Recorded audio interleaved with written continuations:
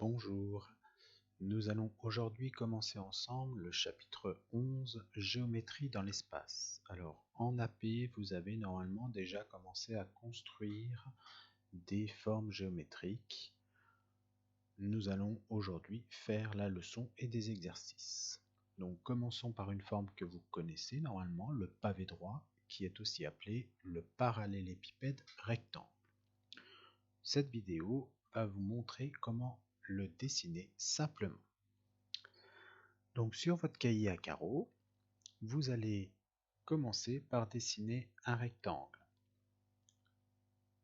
Alors moi je suis sur un logiciel, donc je n'ai pas de règles, je n'ai pas d'outils mathématiques.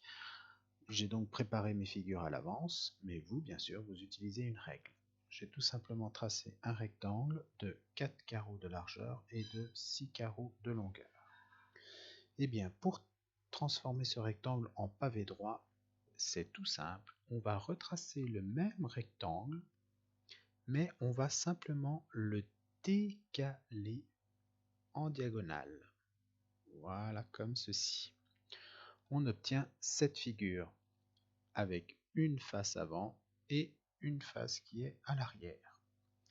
Il ne nous reste plus qu'à tracer les diagonales qui vont relier la face avant et la face arrière.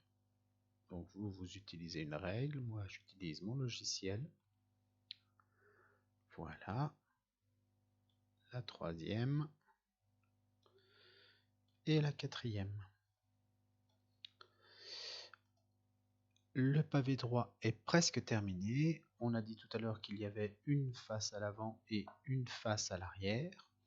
Donc il y aura des arêtes. Alors les arêtes, ce sont ces parties-là, qui sont sur le pavé. Il y aura des arêtes qui sont cachées. Il y aura celle-là, celle-là et celle-là. Ces trois arêtes seront cachées car elles sont derrière la face avant et la face du dessus. Alors, pour montrer que ce sont des arêtes cachées, on va les tracer en pointillés. Voilà, pour celle-là et pour les deux dernières. Alors moi, je suis obligé d'enlever ce rectangle et d'en mettre un deuxième que j'avais préparé. Mais vous gommez simplement vos traits au crayon de papier pour former des pointillés. Voilà, je vous remercie de votre attention et je vous dis à plus tard.